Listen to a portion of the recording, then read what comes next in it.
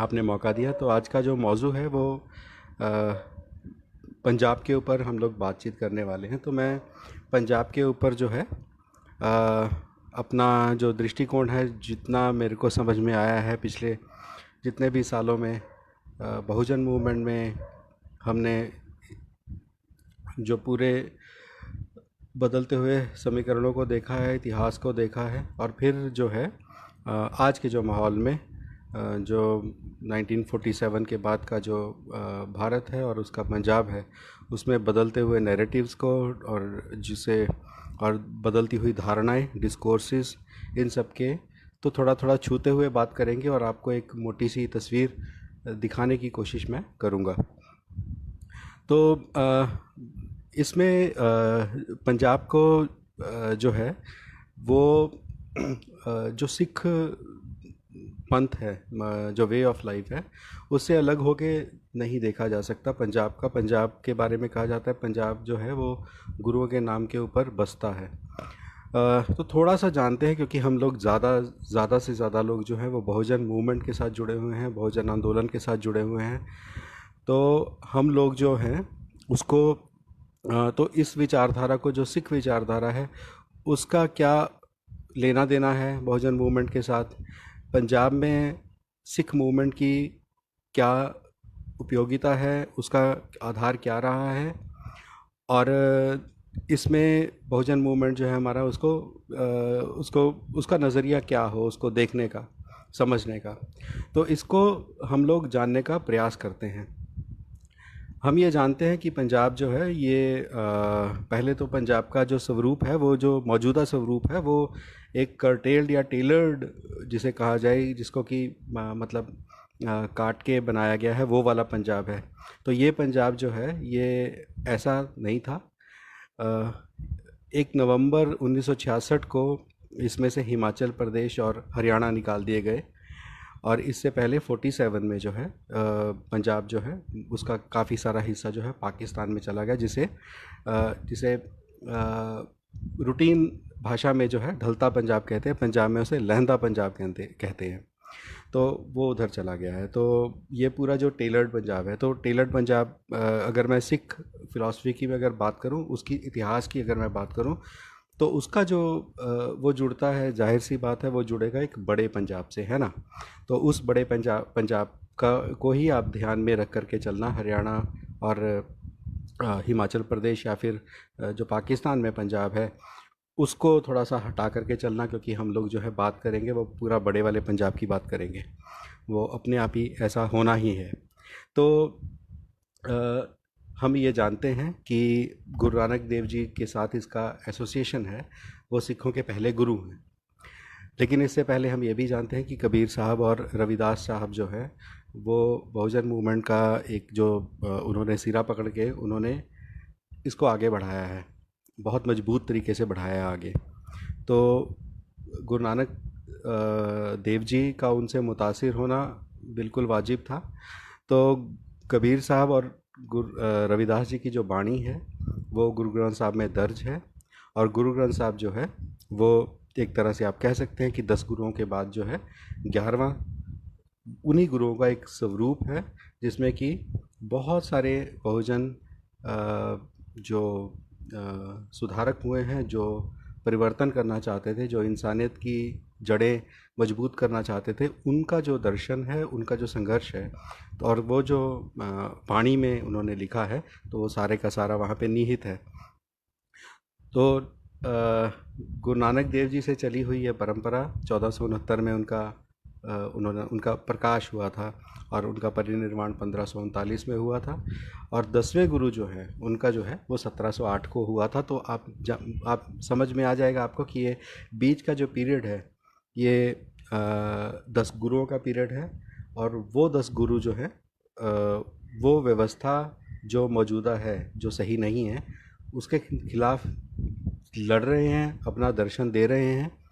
वो एक बात है, लेकिन उसके साथ एक और बात जुड़ी हुई है कि अ, कि आपको संचालित कहाँ से होना है। मैं आजकल इसकी बात बहुत ज़्यादा कर रहा हूँ कि आप संचालित कहाँ से होते हो।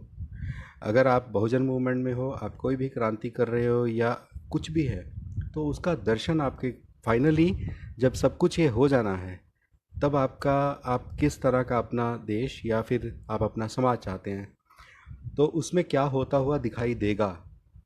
जब तक उसकी बात नहीं आती तो आप संचालित नहीं हो सकते। किसी भी व्यक्ति को जिसका दमन किया जाएगा, वो जाहिर सी बात है अपने दमन के खिलाफ एक ना एक दिन आवाज़ उठाएगा और अंततः लड़ाई जीत भी लेगा। लेकिन उसका जो दमन था, उसमें से उसने सीखा क्या?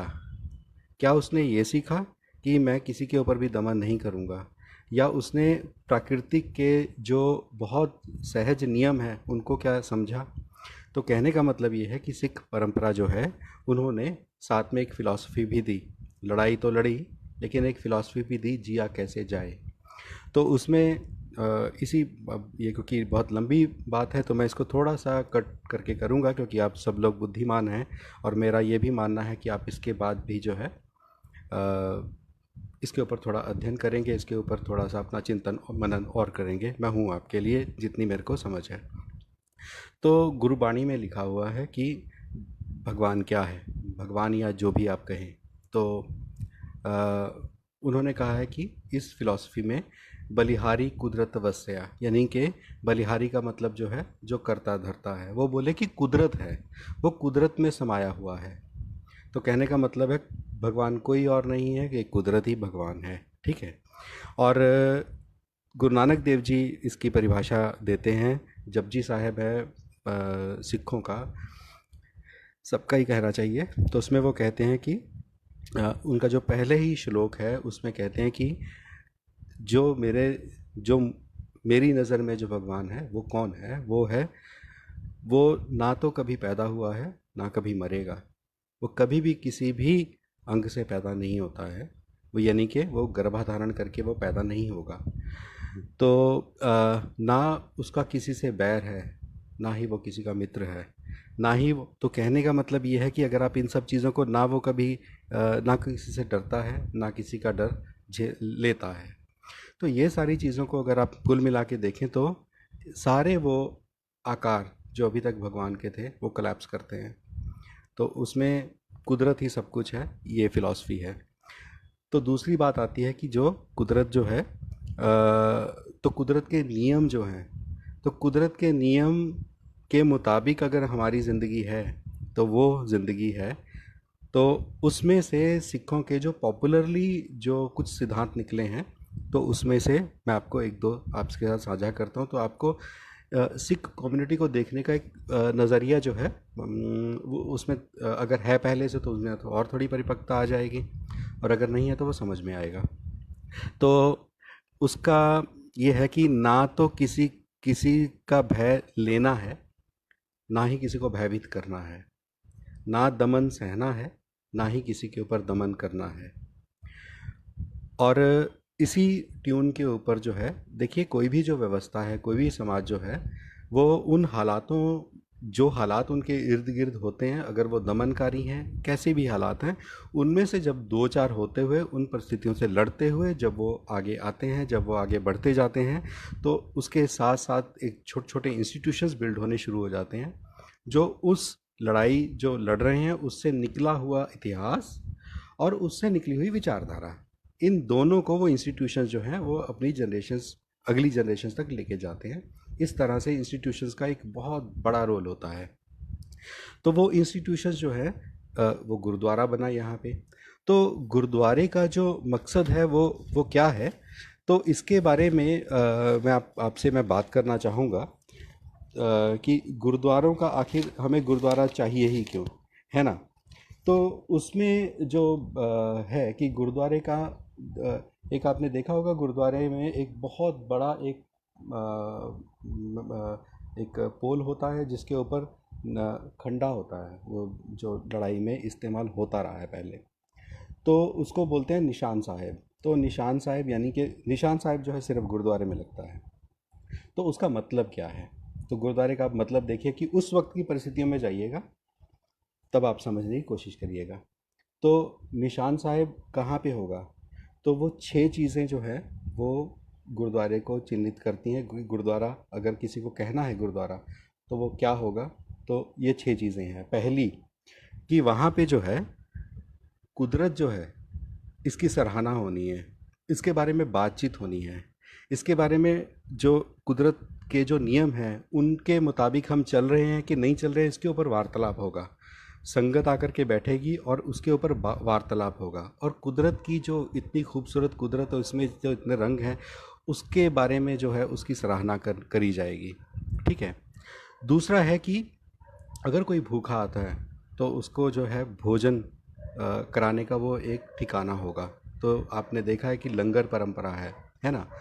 तो इसके अलावा जो है वो अगर कोई राहगीर है, तीसरा जो पॉइंट है, अगर कोई राहगीर है तो वो राहगीर के लिए जो है वो एक सराय का काम करती है गुरुद्वारा, जो है सराय का काम। और चौथा जो है कि जो शिक्षा के अभिलाषी हैं, जो विद्या हासिल करना चाहते हैं, वो इनके लिए एक शिक्षा का घर भी है, शिक्षा का घर होगा। पांचवा पांचवा जो है कि वो रोगी के लिए एक सफ़ा खाना है, यानी कि वो रोगी के लिए एक चिकित्सालय है। ठीक है, तो वहाँ पे वो भी होगा।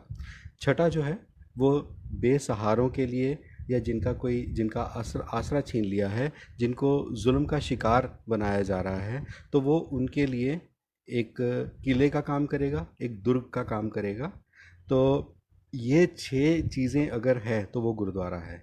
तो ये उस वक्त में ऐसा ऐसा था। अब ये चीज़ें जो हैं आप देखेंगे तो ये मानवता से भरी हुई चीज़ें हैं। अ, लेकिन ये इसकी ज़रूरत क्यों है, इसकी ज़रूरत क्यों आन पड़ी, ये थोड़ा सा इसके ऊपर बात करते हैं। सिख परंपरा का जो शुरुआत है वो ब्राह्मणवाद के खिलाफ है। मैं ये जाने कितनी बार, मैं ये कई मंचों पे मैं बात बोल चुका हूँ, कई इंटरव्यूज़ में बात मैंने कही है कि जब गुरु नानक देव जी ने जनेऊ पहनने से इनकार कर दिया था, उन्होंने जो उस वक्त के जो स्कूल थे जहाँ पे वो गुरुकुली शिक्षा थी, उससे उनको ठोकर मार दी उन्होंने कि मुझे ऐसा नहीं चाहिए। तो वहीं से ब्राह्मणवाद के खिलाफ उनका जो है इंकलाब शुरू होता है। और इस तरह से जो है वो अब उसका आगे जो है हम देखते हैं कि अ, दो तरह की लड़ाइयाँ चलती हैं आम तौर पे, मोटे मोटे तौर पे। एक तो है जो मुग़ल आते हैं, मुग़ल का मतलब है कि जो तुर्क से हैं, अफ़गान से हैं, है ना। ये हमने इतिहास पढ़ा हुआ है हमने, हम कि कहाँ कहाँ से मुग़ल आते थे, तुर्क आते थे, चंगेज़ खान उधर से तो उसमें नहीं जाते हैं। लेकिन एक लड़ाई इनके साथ हुई है, दूसरा ब्राह्मणवाद के साथ लड़ाई थी इनकी। तो पैर पैर के ऊपर जो है जो ब्राह्मणवाद है, ब्राह्मणवादी लोग हैं, या इस लोकेशन से जो लोग आते हैं, इस कौम से जो लोग आते हैं, उन्होंने बार बार बार बार जो है धोखा दिया, गुरुओं को धोखा दिया, मुग़लों के साथ चले गए, चुगलखोरी की, और इस तरह से जो है सिखों को बहुत नुकसान झेलना पड़ा ब्राह्मणों के द्वारा। इनमें कई सारे गुरबाणी में श्लोक हैं जिसमें ये ज़िक्र आता है, खुल के ज़िक्र आता है इस चीज़ का, है ना। तो अ, तो मैं अब कुछ, अब ठीक है भाई, ये बात तो समझ में आ गई कि गुरुद्वारा कैसा है और इसकी शुरुआत कैसे होती है ना। और किस तरह से जो है रविदास जी और कबीर साहब जो हैं वो आगे आके डॉक्यूमेंट होते हैं इसमें। और वो फिर जो है अगर इसमें गुरु ग्रंथ साहब में है तो गुरु ग्रंथ साहब का प्रकाश कहीं पे भी है, पूरे पूरे इस पृथ्वी के जिस भी किसी कोने में जो है, तो वहाँ पे ये एक कंसोलिडेटेड जो एक गुरु ग्रंथ साहब का जो पूरा वो है, उसमें सारे के सारे जो हैं ये 1430 पन्ने हैं उसके, तो उसमें जो है निहित हैं, उसमें पड़े हुए हैं, तो उसका जिक्र भी आएगा फिर, है ना। तो ये तो समझ में आता है हमको। लेकिन ये जो मुग़लों के साथ जो इनका इतना टक्कर हुआ है, ये आखिर ये क्या मामला है ना। तो मुग़ल आते थे तो उधर पेशावर, ये इधर अपने पाकिस्तान, तो भी नाम नहीं लूँगा मैं उसका क्योंकि उस वक्त में था ही नहीं वो। तो अफ़गानिस्तान के रास्ते, तो पंजाब जो है रास्ते में पड़ता था। उनको क्यों ज़रूरत पड़ती थी, क्योंकि उधर जो है रेगिस्तान होता था और ज़्यादातर जो है वो पेड़ पौधे नहीं थे, ग्रीनरी नहीं थी, पानी का बहुत मुश्किल होती थी। तो उनको भारत जो है वो बहुत ज़्यादा, ये वाला जो हिस्सा है ये बहुत अपील करता था, क्योंकि यहाँ पे पहाड़ भी हैं, बर्फ़ भी है, पानी भी है, पानी के झरने हैं, स्रोत हैं, और बहुत बहुत कुछ है यहाँ पे। तराई का इलाका है, पहाड़ी इलाका, जंगल है, बहुत कुछ है, मसाले हैं। तो ये आते थे और यहाँ पे कब्ज़ा करना चाहते थे तो वो आते थे। अब ये जो लोग हैं तो इनमें से अगर मैं नाम लूँ, नादर शाह हैं, अहमद शाह अब्दाली हैं, मोहम्मद गौरी हैं, मोहम्मद गजनवी हैं, तैमूर हैं, ये कई सारे जो लोग हैं।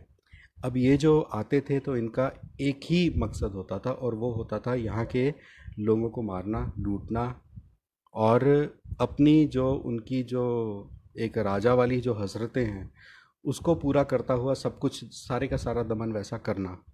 बहुत ब्रूटल थे, बहुत ब्रूटल थे। तो इसकी थोड़ी सी बात हम आगे करेंगे ताकि इस पूरे आधे एक घंटे का जो मामला है इसमें हम कई सारी चीज़ों को छू लें। तो अ, ये जो परंपरा से जो आगे ये ब्यूटीफुली जो 6 चीज़ें मैंने बताई हैं इसमें इसको समझते बूझते हुए जो ये जो पूरे का पूरा पीरियड निकला है 300 साल का लगभग, जिसमें कि 300 साल तक जो 10 गुरुओं का पीरियड निकला है इसमें शानदार प्राप्तियां हुई हैं। शानदार मतलब अगर आप पढ़ेंगे तो कमाल है। उससे जो एक कौम पैदा हुई है, मैच्योरिटी आई है जो उसमें, उसके अब वहाँ पे चलते हैं तो कि उनका रिएक्शन क्या था और उनका जवाब कैसा था। कि जो एक सिख मर्यादा से, एक सिख संकल्प से, एक सिख वे ऑफ लाइफ से उनका जवाब क्या था उनको। वो चाहे ब्राह्मणवादी हों, वो चाहे पहाड़ के डोगरा हों, हिंदू डोगरा हों, वो चाहे फिर मुग़ल हों, तुर्क हों, कोई भी हो। इंसानियत जो है वो फाउंडेशन बन गई, क्योंकि इंसानियत का मतलब एक ही चीज़ निकलती है। इंसानियत का मतलब है कि कुदरत जो है उसने हर एक जीव को बनाया है। कुदरत जो है वो एक सुरता में चलती है। वो एक एक उसका अपना एक अंदाज़ है, एक अपना रिदम है चलने का।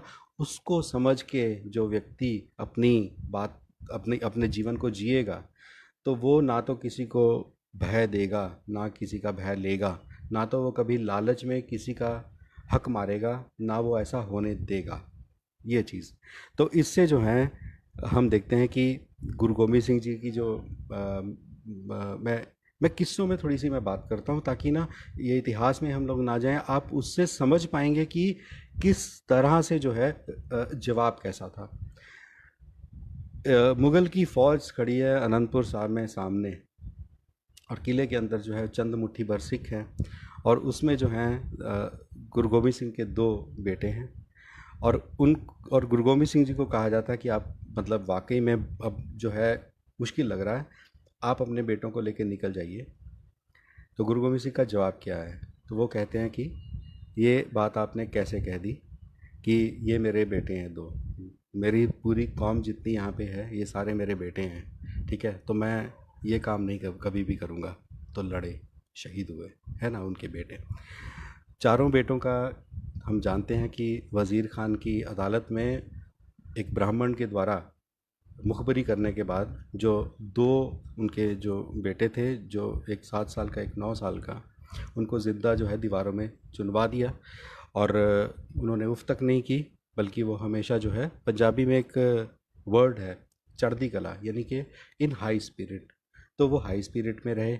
और इस तरह से हम देखते हैं उसके बाद अब एक चीज़ और इसी और वो करते हैं कि ऐसा हो कैसे जाता है कि भाई जब लोग जब लोग सामने मौत खड़ी देखते हैं या फिर लोग जो हैं जुल्म को देखते हैं तो थोड़ा सा 2 कदम 4 कदम पीछे या रास्ता इधर उधर हो जाते हैं। लेकिन ये लोग ऐसा क्यों नहीं करते थे? उसका कारण था बंदा सिंह बहादुर का अगर आपने नाम सुना हो, उनका नाम था माधो दास। तो माधो दास जो थे वो पहाड़ के थे, कश्मीर के थे। तो उन्होंने हिंदू बैप्टाइज हो गए और उन्होंने अपना एक मठ में चले गए।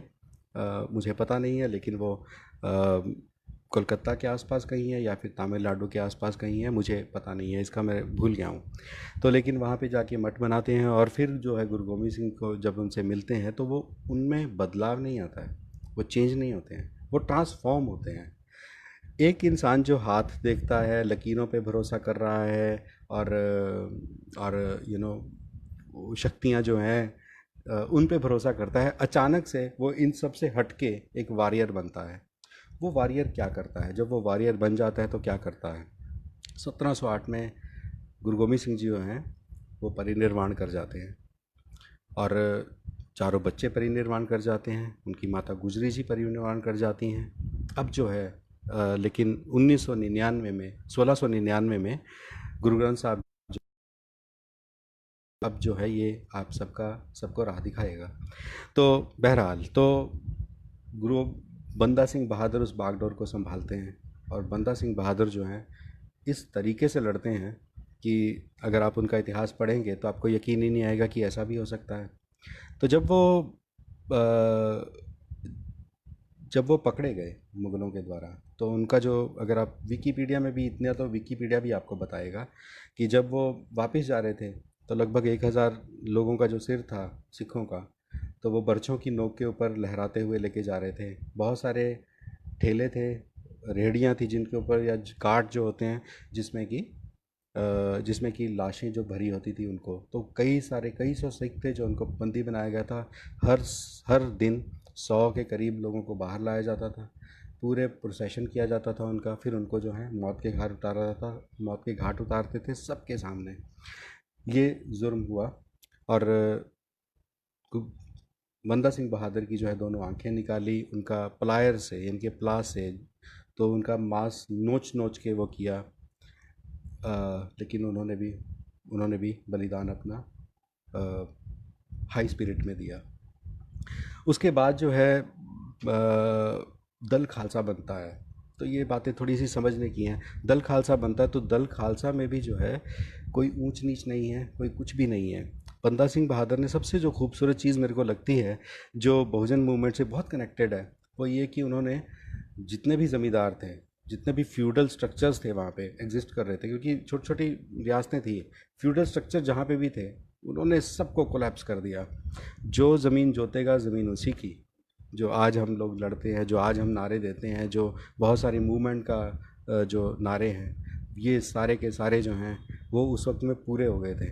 जो लैंड जोतता था, लैंड उसी की है। तो ये फरमान था, ये आप देखेंगे इतिहास में, बहुत ही आम बातें बता रहा हूँ मैं आपको। तो ये उस वक्त में पूरा हो गया था, लगभग 150 साल तक जो ब्राह्मणवाद से पूरी तरह निर्लेप, पूरी तरह से मुक्त रहा पंजाब, पूरी तरह से। लेकिन आते आते जो है ये जो दल खालसा बना, उसमें नवाब कपूर सिंह है। नवाब कपूर सिंह मतलब आप देखिए कि लीडरशिप का जो क्राइसिस है, ठीक है, वो आज हमको जो नज़र आता है, उस वक्त में लीडरशिप कैसी थी। मतलब काम करने वाले लोग इतने ज़्यादा थे, बलिदान का जोश इतना ज़्यादा था कि किसी को भी लीडर बनाया जा सकता था। लेकिन नवाब कपूर सिंह को कहा गया कि आप वो मार्गदर्शन करें। बोला कि बहुत सारे लोग हैं, मतलब तो ये जो हायरार्की क्योंकि है नहीं, तो उन्होंने कहा कि ये हायरार्की यहाँ पे नहीं होगी, ना ही कोई ऐसा होगा, लेकिन हाँ, रणनीति जो बनेगी, जो लड़ाई होगी, उसका नेतृत्व मैं करूँगा। देखिए, लीडर जो है वो क्या कह रहा है कि अब मैं जो है आगे बढ़ के और ज़्यादा मैं काम करूँगा। और उन्होंने हाथ जोड़ के विनती की कि मैं जो मेरे जो रूटीन के काम है वो मुझसे छुड़वाए ना जाएं, क्योंकि अब मैं सरदार बन गया हूँ इनका, तो ये ना किया जाए, लीडर मैं बन गया हूँ। तो उन्होंने कहा कि जो मैं सुबह साफ़ सफाई का काम करता हूँ अपने हाथों से, वो मैं जारी रखूँगा, और मैं घोड़े के अस्तबल में मैं पूरी सफाई करता हूँ, वो मैं जारी रखूँगा। तीसरी जो बहुत महत्वपूर्ण बात है वो ये कि जो उस वक्त में जो पूरे का पूरा इलाका जो होता था वो किसी के अधीन होता था, ठीक है। तो कुछ कुछ लेन देन करके जो है रियासतें बचती थी। तो उन्होंने कहा कि मैं किसी हुक्मरान के सामने, हुक्मरान को मैं मिलने नहीं जाऊंगा, घुटने टेकने में जाऊंगा नहीं, ठीक है। तो ऐसी लीडरशिप थी। तो ऐसी लीडरशिप के आगे जो बढ़ते हुए हम देखते हैं कि अम, महाराजा रणजीत सिंह जो हैं, कमाल के कमाल के महाराजा हुए, राजा हुए। उनका जो अ, उनको अभी रिसेंटली, मतलब वर्ल्ड किसी ऑर्गेनाइजेशन ने उनको जो है, उन्होंने राजाओं का पूरा अध्ययन किया है पूरे विश्व के, और उसमें जो है ये चीज़ आई है कि वो बाकमाल थे, और उनको सबसे ऊपर घोषित किया गया है कि उनका राज सबसे अच्छा था, सबसे अच्छा था। तो ये ऐसा इसलिए हुआ क्योंकि आज़ादी थी लोगों को, लोग कुछ भी कह सकते थे, जो अपना काम करना चाहते थे कर सकते थे, उनको पूरी स्वतंत्रता थी, अपने जीवन को कैसे गुजारना चाहते हैं वो, उसके लिए।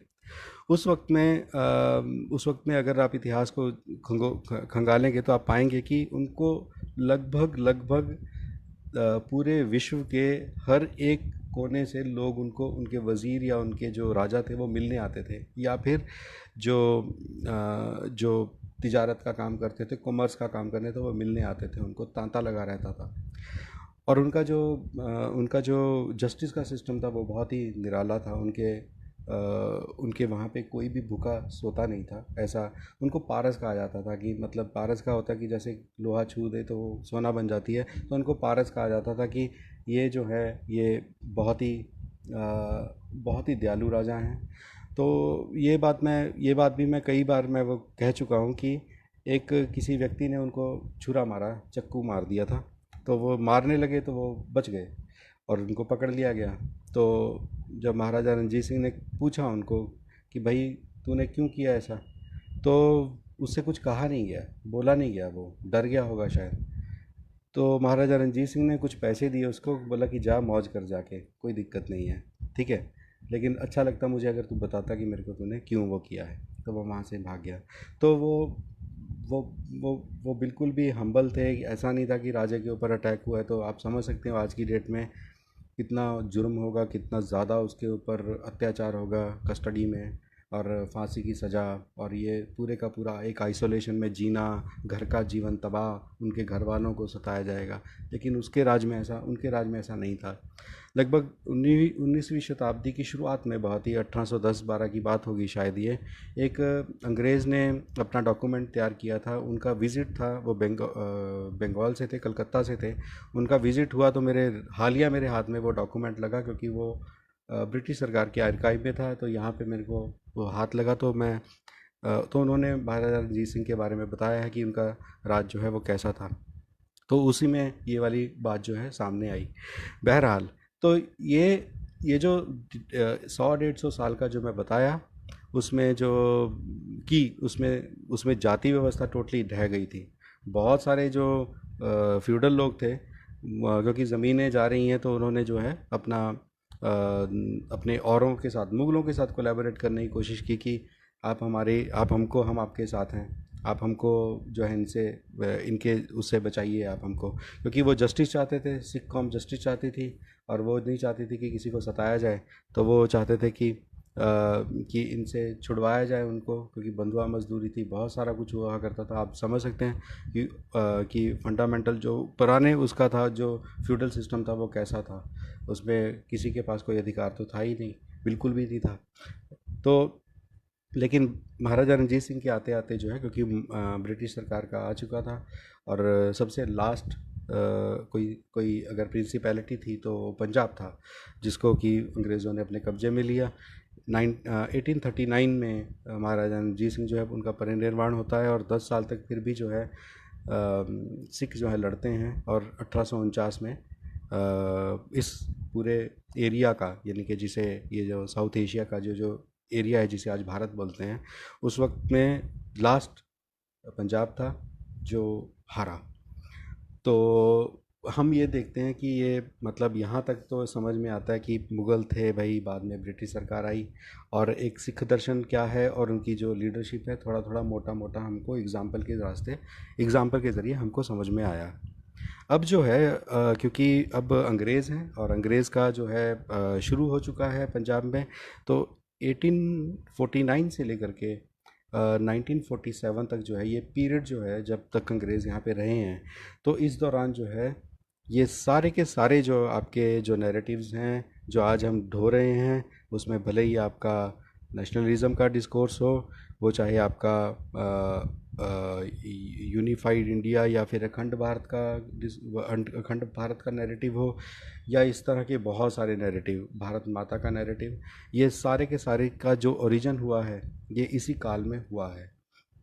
हालांकि 1747 की जो प्लासी की लड़ाई थी, उसके बाद ये सारा चलना शुरू हुआ, लेकिन अब इसने जो है पैर पसारने शुरू कर दिए। क्योंकि आप एक बात देखिए कि छोटा सा मैं आपको बताता हूँ कि 5 मिनट इस बात के ऊपर लूँगा कि अंग्रेज़ों का और ब्राह्मणों का जो कोलैबोरेशन हुआ है, वो उसी का जो गुल खिले हुए हैं आज, ये उसी के बीज जो हैं, उन्हीं में से पैदा हुए पेड़ पौधे हैं ये, जिनमें आज गुल खिल रहे हैं।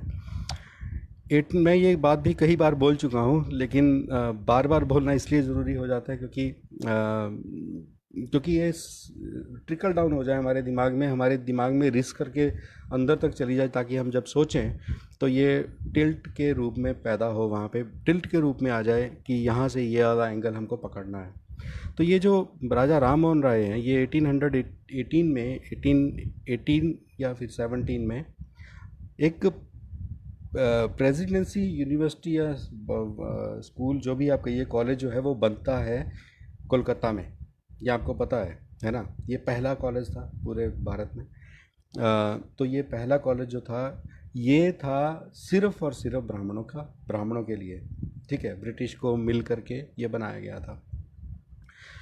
उसमें 36-37 ईयर तक केवल और केवल ब्राह्मणों के सिर्फ और सिर्फ मेल बच्चे पढ़े हैं, सिर्फ मेल।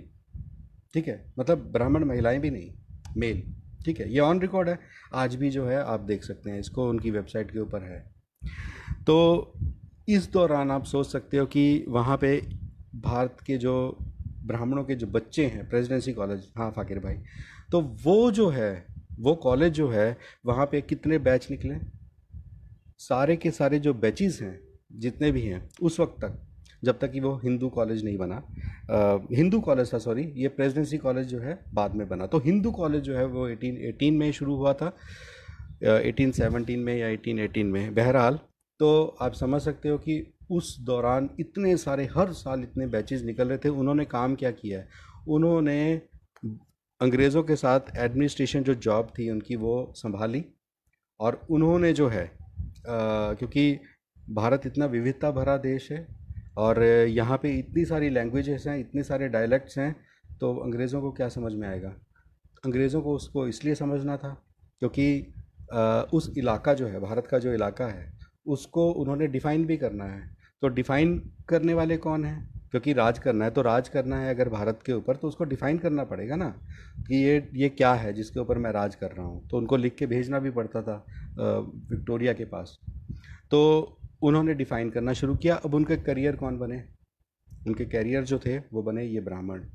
तो इन्होंने जो है प्रेसिडेंसी कॉलेज बनने के बाद भी, हिंदू कॉलेज के, यानी कि अंग्रेज़ों के हाथ के आने के बाद भी, लगभग 100 साल तक जो है कोई और भर्ती नहीं हो पाया वहाँ पे। मतलब इवन अपर कास्ट का कोई भी नहीं, मतलब ब्राह्मणों के सिवा कोई भी नहीं। ये कायस्थ, ये सब जितने भी हैं, ये बाद में जाना शुरू हुए उनके इस कॉलेज में। तो हम देखते हैं कि ये जो बैच तैयार हुआ, ये पूरे का पूरा जो बैच है, इसमें से 2200 लोग पंजाब आए जब पंजाब को जीत लिया गया था। और वहाँ पे पहला भारत का जो ब्राह्मण जो क्रिश्चियन में कन्वर्ट हुआ, उसको वहाँ पे भेजा। उसने वहाँ पे 5 सेंटर बनाए थे। मैं कई बार बोला हूँ कि लाहौर में था, जलंधर में था, होशियारपुर में था, और दो जगह और हैं, लुधियाना में था, एक और है। तो यहाँ पे उन्होंने अपने सेंटर्स बनाए, इंस्टीट्यूशंस बनाए। वहाँ पे उनको आप समझ सकते हो वो क्या सिखाएंगे, क्या पढ़ाएंगे। जो बच्चे हैं वो भी अपर कास्ट के बच्चे थे।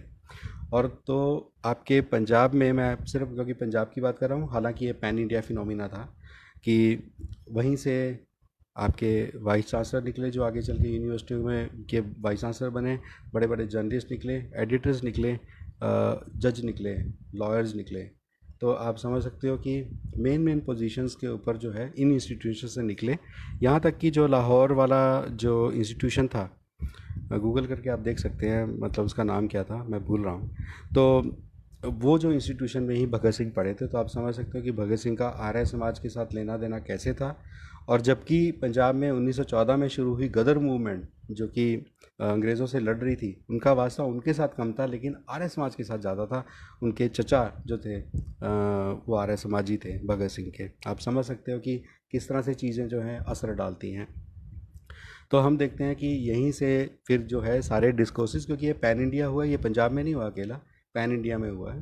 तो ये जो हर जगह पे आप एक काम करिए, आप किसी भी लाइब्रेरी में जाइए जो पुराने, जो काफ़ी सारा उनके पास है, तो आप जो ओल्ड लिटरेचर में जाएंगे तो वहाँ पे सेक्शंस होते हैं। आप देखेंगे उन सेक्शंस में कि 1600 से लेके 1700 तक, या फिर अंग्रेज़ों का कैसे कैसे हुआ है, या फिर बिहार क्या है, उड़ीसा क्या है, असम का क्या है, इसका क्या है, उसका क्या है, जितने भी यहाँ पे प्रिंसिपैलिटी हैं या फिर रियासतें जो हुआ करती थी, उनके बारे में जो है लिखने वाले कौन है? अंग्रेज़।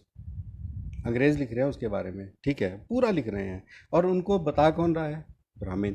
यानी कि आप जो हैं, आप कोई भी है, आप कोई भी है, लेकिन आपको डिफ़ाइन कौन कर रहे हैं? आप नॉन ब्राह्मण हैं, लेकिन जो भी हों, लेकिन आपको डिफ़ाइन करने वाले कौन है? वो है ब्राह्मण, और वो है ये अंग्रेज़। अब जब ब्राह्मण आपके बारे में बात करेगा तो वो आपको जाहिल ही बताएगा। वो आपको बताएगा कि किस तरह से ये क्रिमिनल ट्राइब भी है, किस तरह से इनको अकल नहीं है, किस तरह से ये लोग जाहिल जाहिल लोग हैं, किस तरह से इनको जो है इनका पढ़ना लिखने में इनकी कोई रुचि नहीं है। ये कहा जाता रहा है कि पढ़ने लिखने में इनकी कोई रुचि नहीं है, तो इनको कोई मौका नहीं देना चाहिए। ये सारी की सारी जो चीज़ें हैं, ये पिछले 200-300 साल का जो पीरियड है, इसमें से निकलती हैं। अगर हम इसको समझ लेंगे तो मुझे लगता है कि हम अच्छे से समझ पाएंगे। पंजाब के बारे में हम जो बात कर रहे हैं, ये इसमें आपको आपको आप पूरे भारत को भी पकड़ के देख सकते हैं, कि क्योंकि मोर और less similar kind of situation जो है बनी, similar kind of modus operandi था, इनके काम करने के उनके जो तरीके थे। ब्राह्मण को लिया अंग्रेज़ों ने और चले गए वहाँ पे, ठीक है। तो इस तरह से जो है हम देखते हैं कि ये जो डिस्कोर्स खड़े हुए हैं, जिसमें नेशनलिज्म है, नेशनलिज्म में आप एक मान के चलिए कि आपको बहुत सारे लोगों को पता है, मैं लेकिन फिर भी दोहरा देता हूँ कि बंकिम चंद्र चटर्जी और अरबिंदो घोष, ये इन्होंने पूरा ज़बरदस्त इन्होंने काम किया है इसके ऊपर। और जिस तरह से 1936 में जो है ये लागू हुआ है वंदे मातरम, मतलब ये एक तरह से इसको मान लिया गया, यानी कि मतलब हर हर जगह पे इसका इसका चर्चा हो रहा था, अंग्रेज़ों के खिलाफ़ लड़ रहे थे, तो ये सब बातें चल रही थी उस वक्त में, तो इसमें ये भी फिट कर दिया गया। लेकिन ये जो इनका बंकिम चंद्र चटर्जी का जो जो उपन्यास था, तो उपन्यास जो है ये सारे का सारा जो है ये उसी में वंदे मातरम का जिक्र था। तो आप समझ सकते हैं कि कितने सालों बाद, 50-60 साल बाद जो कहीं जा कर के वो इम्प्लीमेंट होता है, तो उनका जो ज़बरदस्त उनका जो है पेशेंस है उनमें, और वो बहुत स्लोली काम करते हैं, क्योंकि उनको पता है कि दमनकारी समाज है, तो उनको ज़्यादा पता ना चले किसी को। तो इसी करी लड़ी में फ़ाकिर भाई बिल्कुल सही कह रहे हैं आप। तो दयानंद एंग्लो वैदिक कॉलेज लाहौर, हाँ जी, दयानंद सरस्वती जो हैं वो तो उन्होंने उनका एक पंजाब को लेकर के ये था कि उन्होंने कहा था कि पंजाब की लैंड बिल्कुल भी फर्टाइल नहीं है, मतलब ये जो आर्य समाज के लिए या फिर ब्रह्मो समाज के लिए या फिर ब्राह्मण को की हायरार्की के लिए बिल्कुल भी मुफीद नहीं है। बोला यहाँ पे तो बहुत अग्रेसिव लोग हैं, और बहुत लोग जो हैं वो बहुत मेहनती हैं, उनका शरीर बहुत ताकत है उनमें, और ये तो बोला कि यहाँ पे तो कोई फ़ायदा नहीं है आर्य समाज का बीज गिराने का, यहाँ पे कुछ भी होने वाला नहीं है। लेकिन वो जब महारानी विक्टोरिया का यहाँ पे दिल्ली में दरबार लगा था, तो ये भी चले गए थे वहाँ पे, दयानंद सरस्वती। वहीं पे जाके पंजाब के किसी बंदे ने उनको कहा कि आप वहाँ पे आइए, वहाँ पे आपकी बहुत ज़रूरत है। वो आए, कुछ देर रुके, और उन्होंने ये वाला बयान दे के वो अपना वापस चले गए। लेकिन वो जो है वो काम किया, वो वहाँ पे फिर आप देख सकते हैं कि हाँ, बिल्कुल आनंद मठ जो नावल है उनका, जो अगर मनुस्मृति जो है वो एक हिंदू कॉन्स्टिट्यूशन है, तो आनंद मठ जो है वो पॉलिटिकल कॉन्स्टिट्यूशन है ब्राह्मण का। तो मस्ट रीड है ये वाला जो है। तो हम देखते हैं कि जो आर्य समाज कॉलेज, आर्य समाज मंदिर, आर्य समाज स्कूल, आर्य समाज कन्या स्कूल, आर्य समाज ये, आर्य समाज वो, आर्य समाज धर्मशाला, ये जितने भी बनी हुई हैं, ये इन्होंने रैपिडली अपना जो है पैर जमाने शुरू किए। और इन्होंने फिर जो है अपने इस नैरेटिव, जिसमें कि जो तीन चीज़ें हैं, भारत माता, वंदे मातरम, नेशनलिज्म, और अखंड भारत, ये जो तीन नैरेटिव हैं, ये पूरे के पूरे जो है ये इस पे सवार होके आए हैं। और फिर जो है मतलब बहुत कुछ यहाँ पे हुआ।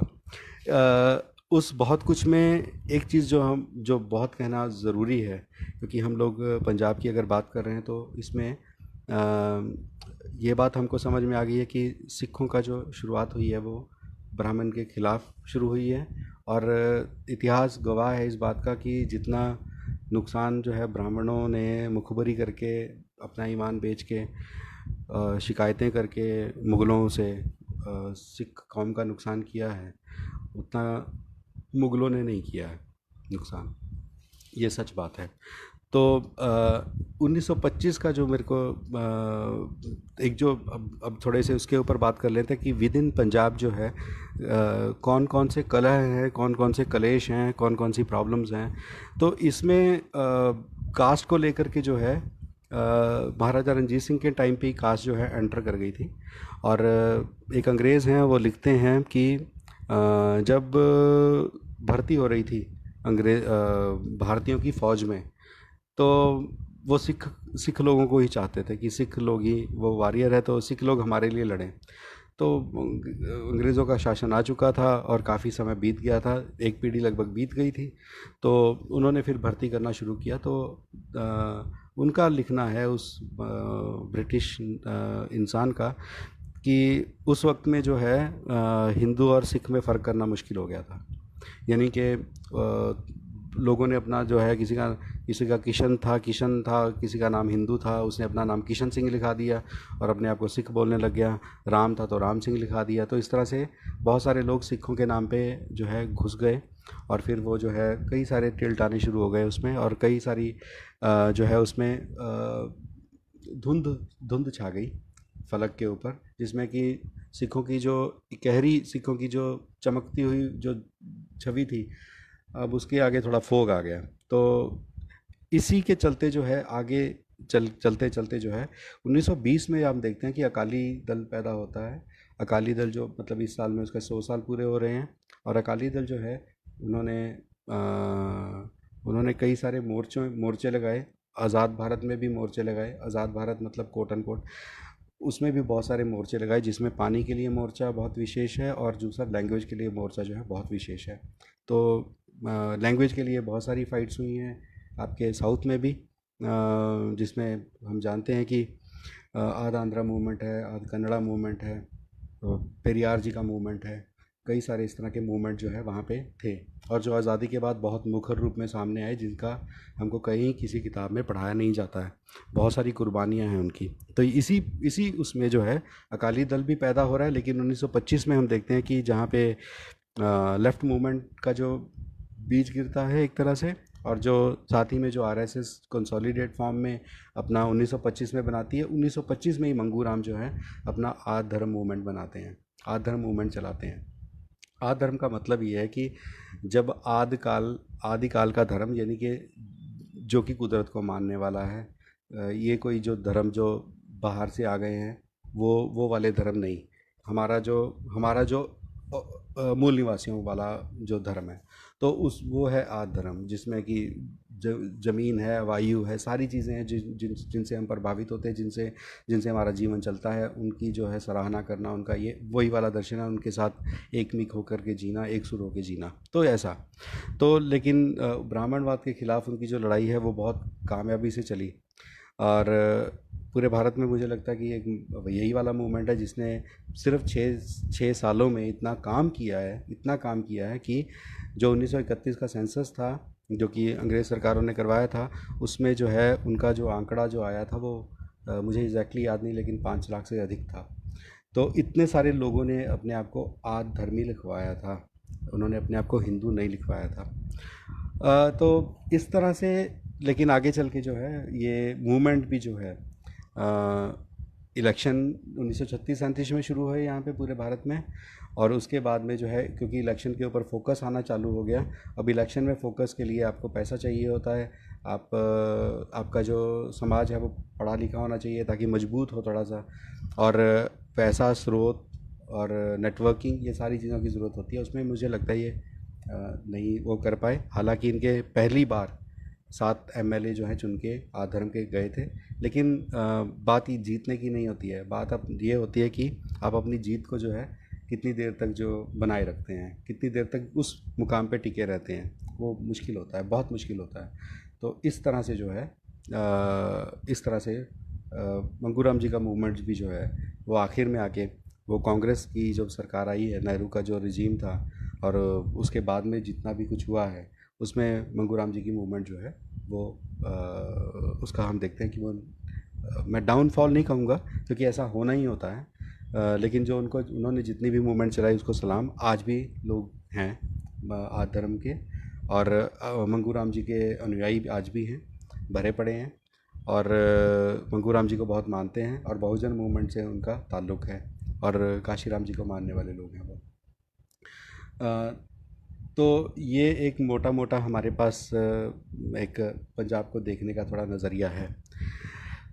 लेकिन बात आती है कि सिखों के जो पोस्ट इंडिपेंडेंस जितना भी कुछ हुआ है वहाँ पे, तो उसमें जो दो तीन चीज़ों का थोड़ा नज़ारा आपके सामने रखूँगा कि एक तो ये कि जो वहाँ पे सूबा लहर, सूबा का मतलब होता है स्टेट, लहर का मतलब होता है वेव या फिर मूवमेंट भी कह सकते हैं आप। तो सूबा लहर जो उसको नाम दिया गया था वो बेसिकली लैंग्वेज के ऊपर थी, भाषा को बचाने की। जो वो भाषा जो आपको जब आप खेतों में काम करते हैं, जब लोहार जो है वो लोहा कूटता है, जब हम चक्की पीसते हैं, जब हम सारे काम अपनी ज़िंदगी को चलाने वाले जब करते हैं, जब अपना दर्द बांटते हैं, जब अपने दर्द के गीत लिखते हैं, जब अपने दर्द को कहते हैं, जब गाने गाते हैं, गुनगुनाते हैं, मरसिया पढ़ते हैं, जोश वाले उसमें करते हैं, गाने गाने गाते हैं, और अपनी कौम को इकट्ठा करते हैं, अपनी कौम को अपना दर्द बताते हैं। कौम का दर्द जो है वो इतिहास के रूप में आता है। ये सारी की सारी जो चीज़ें हैं, आपकी भाषा उसका आधार होती है, उसके बिना आप कुछ नहीं होते। और अगर बेगानी भाषा को आपने कबूल कर लिया आंखें बंद करके, एक पीढ़ी लगती है, एक पीढ़ी आप उनके नैरेटिव के ऊपर काम करोगे, अपने माता पिता को भी भूल जाओगे, यानी कि उनका जो दर्शन है उनको भी, उसको भी भूल जाओगे। और आपको जब कोई बताएगा कि ये आपकी जड़ें हैं, आप उससे उतना ज़्यादा अलहदा हो चुके होंगे, उतना ज़्यादा टूट चुके होंगे उससे कि, माफ़ कीजिएगा कॉल आ गया था। तो आपके अगर माता पिता भी कहेंगे कि आपकी जड़ें ये हैं, तो आपको इतना बेगानगी का एहसास होगा, आपको लगेगा कि यार ये क्या कह रहे हैं, दुनिया तो इतनी आगे बढ़ गई। आपने देखा होगा बहुत सारे लोग जो हैं अंग्रेज़ी के पीछे भाग रहे हैं, और उनको लगता, और साथ में उनको लगता है कि कुछ तो मतलब क्या कहूँ मैं, कि अंग्रेज़ी देवी है, अंग्रेज़ी ये है। तो जहाँ पे आपका रुपया खोया होता है, आपको रुपया वहीं पे मिलता है, उसी ज़मीन पे मिलता है। ये शायद हम लोग भूल रहे हैं। कुछ लोग जो हैं कोशिश करते हैं कि विदेशों से मूवमेंट चले। कुछ लोग कोशिश करते हैं कि किसी और माध्यम से अंग्रेज़ी सीख करके चल जाए। किसी को लगता है कि अगर हम लोग सेंट्रल यूनिवर्सिटीज़ को, स्टेट यूनिवर्सिटीज़ को फ्लड कर देंगे तो अपने बच्चों के साथ और अपना तो मूवमेंट हमारा कामयाब हो जाएगा। कुछ को लगता है कि अगर हम लोग IAS, IPS, IRS, IFS officer बन जाएंगे बहुत सारे, तो क्रांति आ जाएगी। कुछ को लगता है कि हमारा अगर बैकलॉग भर दिया जाएगा तो ये क्रांति आ जाएगी। लेकिन कुल मिलाकर के जो है काम जो होता है वो ब्राह्मण के जो सेट नैरेटिव्स होते हैं, जो मैंने पहले ही बता दिया, वो चले आ रहे हैं पीछे से, उन्हीं के ऊपर सारे का सारा नैरेटिव और डिस्कोर्स खड़ा होता है। और आपका जो अपनी भाषा से जो रिश्ता है वो हो सकता है आप उसको मानने लग जाएं, लेकिन उसके ऊपर काम नहीं करते, उसके ऊपर काम नहीं होता। उसके ऊपर उसको उसको उसकी तरह से, एक तरह से ये होता है कि जैसे अपने घर में हम लोग कोई पेंटिंग लगा देते हैं, बस उतना ही उसका रह जाता है कि मेरे को इससे प्यार है, मेरे को इस पेंटिंग से बहुत प्यार है क्योंकि ये मेरे को याद दिलाती है। यानी कि वो इतिहास है। लैंग्वेज इतिहास नहीं होती है, लैंग्वेज का इतिहास होता है, लेकिन लैंग्वेज हमेशा ज़िंदा रहती है अगर उसकी औलादें वो काम करें। तो ये सूबा लहर का मोटो था। सूबा लहर ने मुझे बाकी का बहुत ऑर्गेनिक एक्सपीरियंस नहीं है, दूसरी स्टेट्स में लैंग्वेज मूवमेंट्स किस तरह से वो हुई है, पेरियार जी के मूवमेंट का मेरे को पता है। लेकिन सिखों का जो मूवमेंट था ये यूनिफॉर्म मूवमेंट, ये यूनाइटेड मूवमेंट था। इसमें पंजाब के ना केवल सिख थे, ज़्यादातर सिख थे, लेकिन दूसरे लोग भी इसमें शामिल हुए, और 13,000 सिखों ने जो है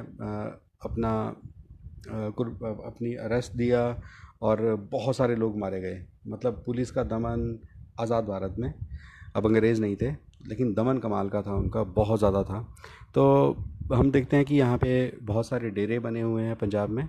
वो डेरे जो हैं वो भले ही पंजाबी बोलें, वो भले ही कोई और भाषा बोले, लेकिन उनका जो मोटिव है वो ये है कि किस तरह से जो है सिखों की जो वो फिलॉसफी है, जो मैंने आपको शुरुआत में 6 नियम बताए थे, और उसमें से जो एक विचारधारा चल के जो 300 साल तक मैच्योर होते होते जो है आगे चल के एक सॉलिडिफाई हुई लोगों के जहन में, वो सारी की सारी जो चीज़ें हैं अब वो सारी की सारी जो चीज़ें हैं अब थोड़ी थोड़ी धूमिल जो है वो हुई हैं। उसमें डेरों का भी हाथ है, बहुत बहुत अच्छा खासा हाथ है।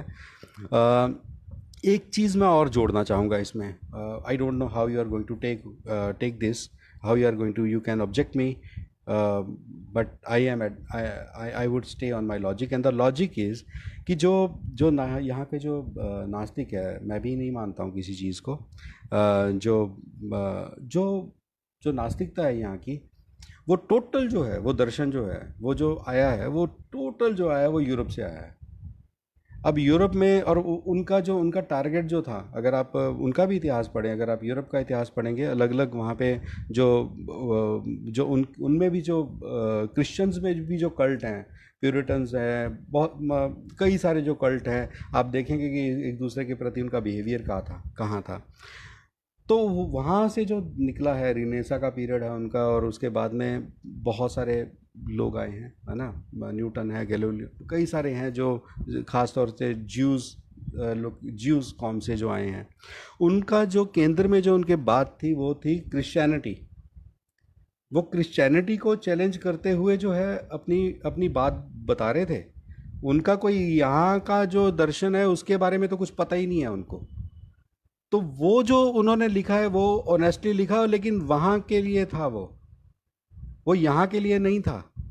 तो यहाँ पे जो जो यहाँ पे एक आदिवासी, आदिवासी को भी अब मैं बोलने लगे हैं तो कोई तूर एक वो है, यानी कि, तो उसके बारे में बात करेंगे। लेकिन जो ये जो ट्राइबल्स हैं जिनका जल जंगल ज़मीन है, जो कि अपनी फसलों को, अपने पानी को खुदा मानते हैं, अपने पेड़ पौधों को अपना खुदा मानते हैं, क्योंकि वो जीने का साधन उनको देते हैं, वो उनकी मासूमियत है। तो उसमें आप उस लॉजिक को फिट नहीं कर सकते। आप बोलोगे कि नहीं जी नहीं, कॉपरनिकस ने तो ये है, और तो ये सब नहीं चलेंगे यहाँ पे। तो उनका दर्शन जो है उससे बहुत ज़्यादा थ्रिल्ड होके, या बहुत ज़्यादा उनसे इंस्पायर होकर के यहाँ का जो बहुजन है, जो आजकल के ख़ास तौर पे युवा हैं, तो उन्होंने उन्होंने क्या किया है, उन्होंने वो उसको पढ़ा भी नहीं है उनके दर्शन को। और वो जो है कोट्स होते हैं ना, गूगल पे ऊपर जो कोट्स आते हैं, वो इनसे ही इंस्पायर हो जाते हैं कि क्या कहा है, क्या बात है। तो वो जो है अपना एक भोलेपन में या इग्नोरेंस में उसकी तरफ ध्यान भी नहीं देते हैं कि हम क्या गवा रहे हैं यहाँ पे। उनका दर्शन जो वहाँ की रियलिटीज़ को एड्रेस कर रहा था, लेकिन यहाँ पे अब सोच के देखिए, मार्क्स भी ज्यू थे, सही सारे। अब मार्क्स जो है वो भारत के बारे में लिख रहे हैं, किताब है एक, ठीक है, आप उसमें जा सकते हैं, देख सकते हैं।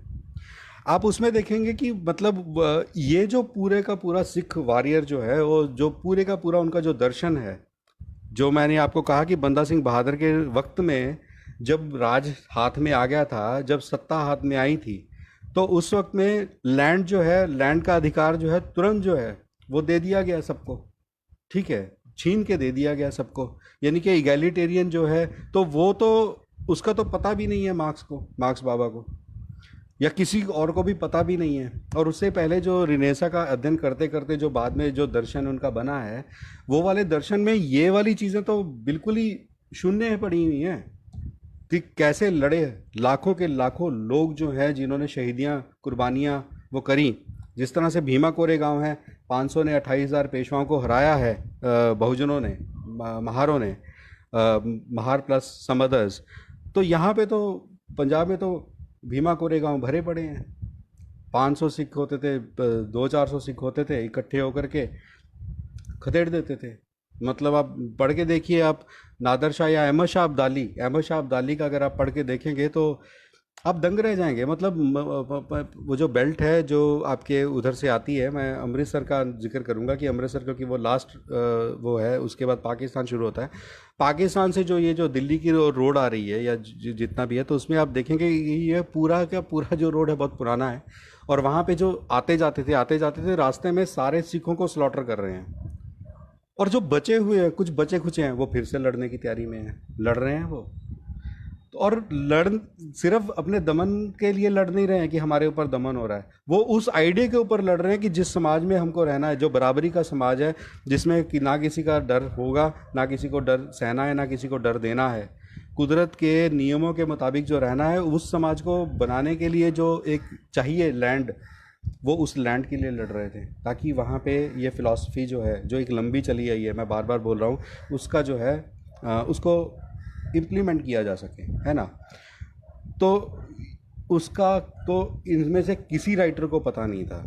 ये जो आप कितनों में मैंने बहुत देखा है, किसी को भी कोई पता नहीं है, किसी ने कुछ नहीं लिखा है, कुछ नहीं लिखा है। मतलब मैं उनको इसका दोष नहीं दूंगा, क्योंकि उन्होंने अपने समाज के बारे में तो लिखा है ना, अपना वहाँ का तो दर्शन उन्होंने बहुत अच्छा दिया है, जो भी है। लेकिन हमको तो यहाँ पे रियलिटी है, मैंने अभी बोला कि रुपया जहाँ पे खोया है वहीं पे पाएंगे ना। तो ये तो है नहीं कि आपका रुपया यूरोप में मिलेगा, या जिस तरह से आज लोग बोलते हैं कि स्वीडन का बार बार एग्जांपल लेते हैं, नॉर्वे का बार बार एग्जांपल लेते हैं कि क्या व्यवस्था है, फ्री एजुकेशन है, ये है, वो है, फला ढिमका। तो आप और उस देखा देखी उसको वो करने के बाद वो अपने वहाँ पे चले जाते हैं। मामला तो ये है कि यहाँ की मिट्टी जो है उसको ठीक कौन करेगा, उसको उस वहाँ तो वो जो है वो कौम जो है, वो काम जो है वो ये कौम कर रही थी। और गुरु तेग, अब देखिए गुरु तेग बहादुर जी ने जो नौवें गुरु हैं और गुरु गोबिंद सिंह साहब जी के पिताजी हैं, उन्होंने अपना उन्होंने अपना सर जो है कलम करवाया। वो किसके लिए करवाया? वो कश्मीरी पंडितों के लिए करवाया। औरंगज़ेब बोलता था कि बहरहाल जो भी है, लेकिन आप ये देखिए उसमें कि उन्होंने कहा कि हमारा आपके साथ आइडियोलॉजिकल विरोध है कश्मीरी पंडितों को, लेकिन हम ये भी नहीं चाहते कि आपका भी कोई दमन करे, या आपकी जो जीवन पद्धति, जो आपका जो वो है, जैसे आप जीना चाहते हो, आपका भी अधिकार का कोई हनन करे, ये भी हमको गवारा नहीं है। अब आप पूरे विश्व में चले जाइए कि ये स्टेटमेंट ढूंढने के लिए आपको नहीं मिलने वाला है। हम ये भी देखते हैं कि जिस एक यूटोपिया का जो बोल बोल करके जो रशिया बना, और उसके बाद में क्या हुआ, तो आप उसका पढ़ लीजिए, वो एनिमल फार्म पढ़ लीजिए उसका, जॉर्ज ऑरविल का, है ना। तो उसमें आपको पता चल जाएगा कि क्या है क्या नहीं है ना, किस तरह से, क्योंकि आप संचालित किससे हो रहे हो ना, फाइनली वो है, जैसी सत्ता हाथ में अगर मैं बदल जाऊं तो। लेकिन अगर मैं संचालित हो रहा हूँ कुदरत के नियमों से, तो आप मुझ पर भरोसा कर सकते हैं, ठीक है। और मेरे एक्शंस में आपको दिखाई दे जाएगा, किसी के भी एक्शन में दिखाई दे जाएगा। बहरहाल, तो ये सारी जो चीज़ें हैं, इसका जो है असर भारत ने बहुजनों ने कबूल कर लिया कि वहाँ के फिलोसफर जो हैं बहुत कहते हैं, तो बार बार कोट करते रहते हैं, बाबा साहब से ज़्यादा उनको कोट करते हैं, कई बार मैंने देखा है। तो जो कुछ चीज़ें सिमिलर हो सकती हैं, कुछ चीज़ें सिमिलैरिटी कई बार आती है, ख़ास तौर के ऊपर नेशनलिज्म का जो डिस्कोर्स है उसके ऊपर, या ख़ास तौर पे जो पॉले फ्रेरे बोल रहे हैं, तो वो बहुत ही यूनिवर्सल बोलते हैं, ठीक है, एजुकेशन के ऊपर, है ना। तो कई सारी चीज़ें ऐसी होंगी, लेकिन जो ये जो दर्शन है, जो दर्शन की फ़िलॉसफी है, जो कि मैं कैसे जीऊँ, मेरा कैसा, मेरा जीना कैसा हो, मैं किन सब चीज़ों से संचालित हूँ, ये सारी जो चीज़ें हैं, ये तो नहीं देंगे वो। ये कैसे दे सकते हैं वो? जिस कौम ने अफ्रीका से इतना उठा करके अपने कालों को वहाँ पे जो उनके साथ किया है, उसकी वजह से ये जो है आज इतने खिले हुए नज़र आते हैं। उसकी माफ़ी कब मांगेंगे और उनको कब मुक्त करने वाले हैं, उसके बाद हमको दर्शन दे। तो हमारा दर्शन जो है वो यहाँ का है, वो यहाँ से निकलेगा। बुद्ध बुद्ध का जो दर्शन है, जो गुरु नानक जी का दर्शन है, जो कबीर साहब का, रविदास जी का दर्शन है, जो ये कहाँ से संचालित हो रहे हैं, वो हमको पकड़ना होगा, हमको उसमें वो नहीं करना होगा। तो ये मेरा बहुत ही निवेदन था एक्चुअली, ये जो मैंने कहा ना कि आपको, कि हम उस दर्शन से बाहर आकर के जब हम अपने यहाँ पे चीज़ों को देखना शुरू करेंगे, आपको उससे भी ज़्यादा आपको समझ में आएगा। मेरे को तो समझ में आया, ऐसा मुझे लगता है। हो सकता है मेरे को अभी, क्योंकि इंसान सारी उम्र सीखता रहता है। तो सुबह लहर में जो ये जो चीज़ें चली, और उसके बाद में हम देखते हैं कि लगभग 2.5 लाख सिख जो है 95 तक जो है मार दिया गया, इंक्लूडिंग 84, जो 84 में आप सब जानते हैं कि, और वो जो नैरेटिव जो होते हैं ना, वो जो बने थे नैरेटिव, तो उस नैरेटिव ने भी बहुत सारी जानें ली हैं। एक्चुअल में ये सारी जानें नैरेटिव की वजह से जाती हैं, कोई किसी को मारता नहीं है, ऐसे नहीं मार जाता उठ के अचानक से पता चले कि ये भाई मेरे को मेरे पड़ोस में एक सिख रहता है, मेरे को उसको मारना है, या मुसलमान रहता है, मेरे को उसको मारना है। आप जिस चीज़ से संचालित होते हो, आपको फाइनल ट्रिगर उसने देना है। आपको फाइनल ट्रिगर वो देगी, वो जो घोड़ा दबेगा तो वो उससे दबना है। अगर वो बुद्ध के वो है तो वो नहीं वो करने वाला है। अगर वो सिख उसका वो है कि मेरे को मारना है, और वो सिख वैल्यू से अगर संचालित हो रहा है, तो वो अपनी जान दे देगा, लेकिन मारेगा नहीं। राइट, मारेगा नहीं वो। लेकिन अगर कोई दर्शन नहीं है, और अगर संचालित जो है वो वहाँ से हो रहे हैं, कहाँ से? नेशनलिज्म से। कहाँ से? अखंड भारत से। कहाँ से?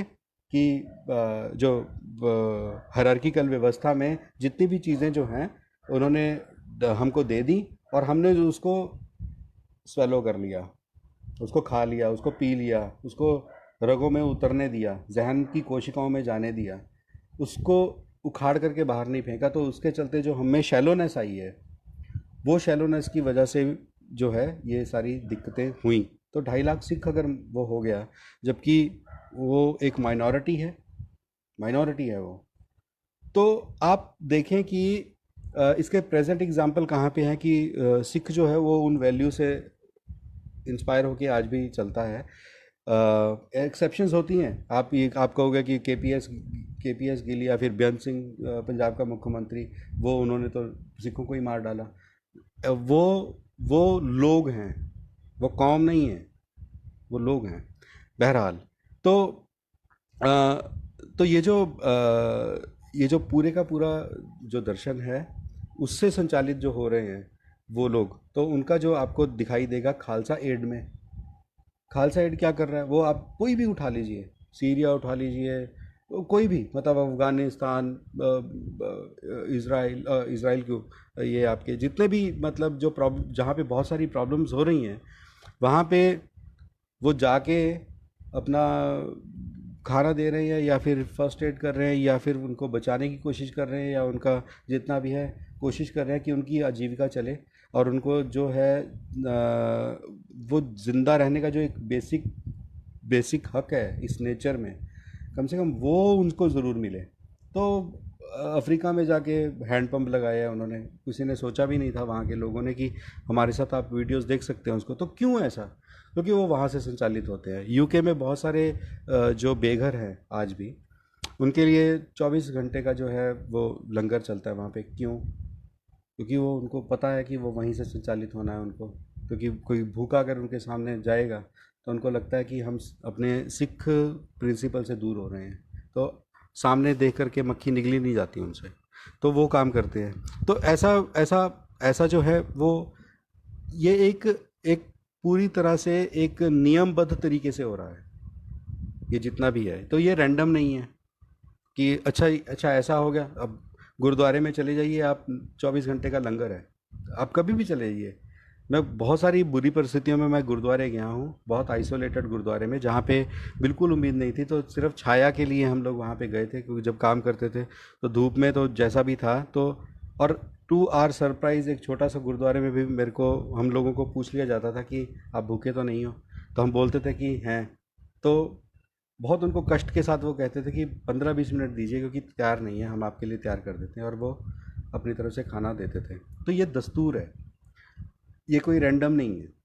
तो ये रैंडम इसलिए नहीं है, दस्तूर इसलिए नहीं है, इसलिए बना है क्योंकि ये लंबे समय से चलता आ रहा है। तो उनकी जो हर चीज़ में जो एक आपको खुलापन, या जो आपको झुकना नहीं है, ये जो सारी की सारी आपको फिलॉसफी मिलेगी उसमें। वो जो ट्रांसफॉर्मेशन जो मैंने बताया ना, कि जो बंदा सिंह बहादुर पहले हिंदू डीईटी जो होते थे उनको वो करता था, हाथ देखता था, पता नहीं क्या क्या करता था, काम, पूजा, काम, कर्म कांड, ये सब करता था। अब जब ट्रांसफॉर्मेशन हुआ, तो कमाल, मतलब शहीदी भी एकदम कमाल, मतलब लाजवाब होते हैं सुन करके, और रोंगटे खड़े हो जाते हैं कि इतना इतना जुर्म सहा उस उन्होंने। तो ये मैं कहना चाहता था कि ये जो पंजाब में जो जो परंपरा है, इस परंपरा का इस परंपरा के चलते जो आज का जो बहुजन मूवमेंट है जो वहाँ पे है, तो उसमें काशीराम साहब का जो दर्शन है वो बहुत महत्वपूर्ण हो जाता है, क्योंकि काशीराम जी की कम से कम 3 मीटिंग का तो मेरे को पता है जो उन्होंने संत जरनैल सिंह भिंडरावाले के साथ करी थी। और आपको बहुत सरप्राइज़ होगा, बहुत सारे लोगों को इसमें, कि जब भिंडरावाले, जब साहब काशीराम एमपी बनने के बाद में जब वहाँ पे जाते थे, उससे पहले भी, तो वहाँ पे वो पुलिस के ऊपर भरोसा नहीं करते थे, वो भिंडरावाले के लोगों के ऊपर भरोसा करते थे कि उनके जो अंगरक्षक का काम वो लोग करते थे। तो साथ ही में मैं ये भी कहना चाहूँगा कि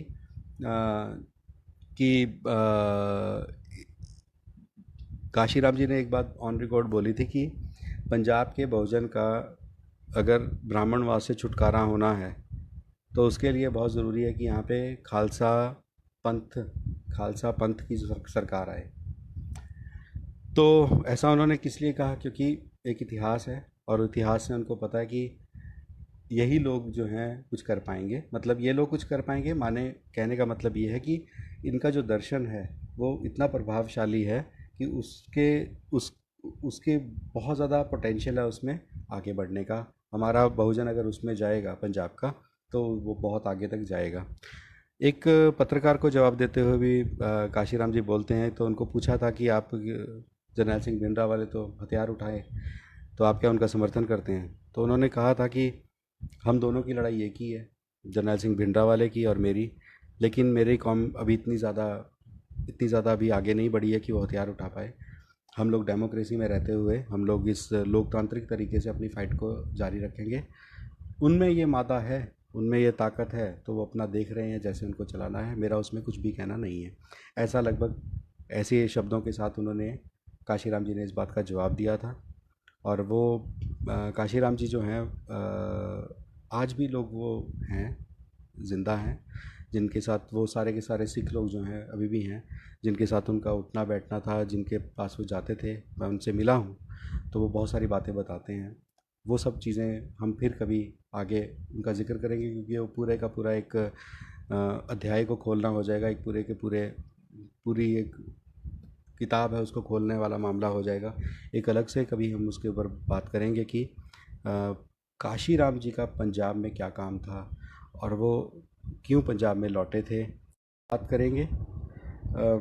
आगे काशीराम जी किस तरह से पंजाब को विजुअलाइज करते थे और इश्यूज़ क्या थे।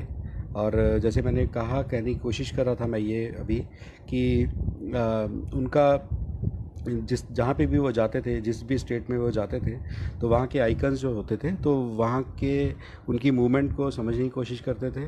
उन उससे एसोसिएटेड जो लोग होते थे उसको उनको जो है एसोसिएटेड लोगों को इकट्ठा करते थे, और उनके इतिहास को जान करके फिर वहाँ पे उस अपने मूवमेंट की बात करते थे। तो इस तरह से कनेक्ट करते थे। तो जाहिर सी बात है, इस तरीके से वो कई सारी बातें जो है स्टेट स्पेसिफिक करते थे। तो पंजाब स्पेसिफिक क्या था, उसके बारे में हम लोग जो हैं अपने नेक्स्ट वीडियो में बात करेंगे। अभी हम लोग इस वीडियो, अगर किसी का कोई सवाल है तो वो कर सकते हैं, वरना मैं कुछ बातें जो बहुत बेसिक बातें हैं, मैंने कोई बहुत ज़्यादा उठापटक वाली बात नहीं की है, बहुत ज़्यादा इतिहास के बहुत ज़्यादा धरातल से कुछ लेके नहीं आया हूँ। तो ये कुछ बेसिक जानकारियाँ थी जो मेरे तरफ से थी, ताकि आप जब आइंदा से पंजाब को देखें, तो या फिर अपने आसपास जो नैरेटिव हैं उसको देखें, तो उससे थोड़ा सा समझ लें कि ये कहाँ से ट्रिगर होते हैं, और भोजन मूवमेंट में हम कहाँ से ट्रिगर हो रहे हैं। It's very important, and it's the base, I think. I must say, अगर हम अपना बेस से ट्रिगर नहीं होंगे, तो हर एक को इंसान को खुद से पूछना चाहिए, खुद से बात करनी चाहिए कि मैं मैं कैसी व्यवस्था चाहता हूँ। मैं फाइनली मैं चाहता क्या हूँ। मान लीजिए यहाँ पे ब्राह्मणवाद ख़त्म हो गया, मान लीजिए सब कुछ, मैं मैं मैं क्या, मेरी ज़िंदगी का मकसद क्या है, मैं अपने समाज से क्या क्या क्या चाहता हूँ, मेरा कुदरत से, पेड़ पौधों से, पक्षियों से, ये कुदरत की पूरी कायनात से मेरा क्या रिश्ता है। मैं मैं क्या, मैं मेरे को फाइनली किसी की अधीनगी चाहिए? क्या मेरे को फाइनली कोई अच्छा राजा चाहिए, या मेरे को राजा चाहिए ही नहीं, या मेरे को कुदरत के नियमों के बीच में मैं रहना चाहता हूँ, ना मैं किसी का बुरा करूँ ना मैं किसी का बुरा झेलूँ। तो ये जो बेसिक चीज़ें हैं, अगर उसमें क्लैरिटी नहीं होगी तो आप यकीन करिए कांग्रेस या बीजेपी या फिर आम आदमी पार्टी के बहुत सारे इन तरह इन लोगों के जो हैं वो टाइम टू टाइम नैरेटिव आते हैं। ठीक है, भारत माता कभी बहुत ज़्यादा मुखर होकर के सामने आ जाएंगी, या कभी कुछ होगा कभी कुछ होगा। ठीक है, तो ये सारे के सारे देखिए, मैं मैं पूरे बहुजन मूवमेंट, पूरे जो विश्व की है, वो विश्व में भी जो लोग बैठे हुए हैं, वो पूरे भारत में जो हैं, मैं उनका एहतराम करता हूँ। लेकिन ये जो राष्ट्रवाद है ये हमारा नहीं है। हमारा राष्ट्रवाद जो है, ये हमारा जो मिट्टी से जो प्रेम है हमारा जो है, वो भाषा, उसका एहतराम करना, हमारे जो आइकन्स हैं उनका एहतराम करना, हमारे जो कुदरत से जो रिश्ते हम हमारे पूर्वज जो चाहते थे कि हम उनसे संचालित हों, हम उनसे जो संचालित होंगे, उससे जो एक विचारधारा, उससे जो एक कल्चर, उससे एक संस्कृति, उससे जो गाना, जो उसका, जो उससे हमारा जो एक दूसरे का अभिवादन, एक दूसरे के साथ नाचना गाना, एक दूसरे के साथ फसल जोतना, एक दूसरे के साथ उठना बैठना, शिक्षा, रोज़गार, तिजारत, ये सारी की सारी जो चीज़ें हैं, उसमें जब उसका दर्शन आएगा तब हम अपने उसकी बात कर सकते हैं। और तो शायद जो है वो बहुजन राष्ट्रवाद होगा या बहुजनवाद होगा, वो कुछ भी आप उसको तब कहेंगे, लेकिन मुझे लगता है कि आपके जहन में, हम सब के जहन में उसकी एक समझ जो है वो बहुत ज़रूरी है, हमारे माथे में ज़रूरी चाहिए वो। ये कुछ चीज़ें थी जिसके बारे में मैं कहना चाहता था। और इसमें कुछ जो चीज़ें छूटी हैं, मैं सिर्फ उसके बारे में इतना ही कहूँगा कि पंजाब में नक्सलवाड़ी मूवमेंट चला है, और नक्सलवाड़ी मूवमेंट जो है, कांग्रेस ने उसको बुरी तरह से क्रश किया। नक्सल मूवमेंट में ही आपको जो कुछ नाम जो सामने आते हैं, हमारे बाबा बुज्झा सिंह हैं, लाल सिंह दिल हैं, अवतार सिंह पाश हैं, इस तरह के बहुत सारे लोग हैं जो उस मूवमेंट में रहे, और जो उस मूवमेंट में से उन्होंने अपना लिटरेचर भी लिखा है। लाल सिंह दिल बहुत ही मेरे प्यारे कवि हैं।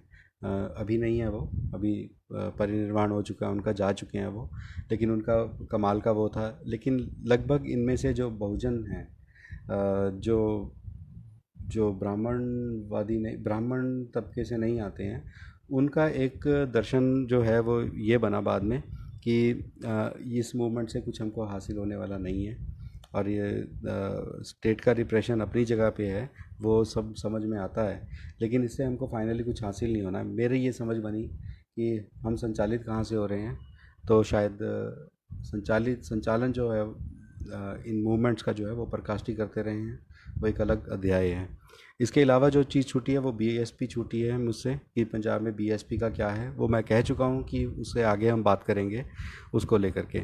एक तीसरी जो चीज़ मुझसे वो हुई है कि वो ये कि सिखों, ये पंजाब में जो है वो लगभग 33% जो है वो दलित हैं। उसके बावजूद जो है वो वहाँ पे हमारी सरकार क्यों नहीं बनी है? 33% एक साइजेबल नंबर है, और बहुत बड़ा नंबर है। इससे सरकार बन जाती है, ये मौजूदा सरकार तो इससे भी कम में चल रही है, पूरे भारत में राज कर रही है। तो उसकी एक अपनी अड़चनें हैं, उसकी अपनी, वो कंसोलिडेटेड नहीं होता है, जातियों में बटा हुआ है, 39 जातियाँ हैं, और फिर बैकवर्ड कम्युनिटीज़ भी वहाँ पे हैं, ट्राइबल्स नहीं है पंजाब में। उन समीकरणों के ऊपर हम लोग फिर बात करेंगे कभी, क्योंकि वो एक, ये सारे की सारी अलग अलग चैप्टर्स हैं, तो उनको हम लोग आगे उसके ऊपर बात करेंगे। आप लोगों का कोई क्वेश्चन है तो मैं उसको ज़रूर, मैं उसको उसके ऊपर बात करने की कोशिश करता हूँ, वरना मैं इतना ही कहना चाहता था।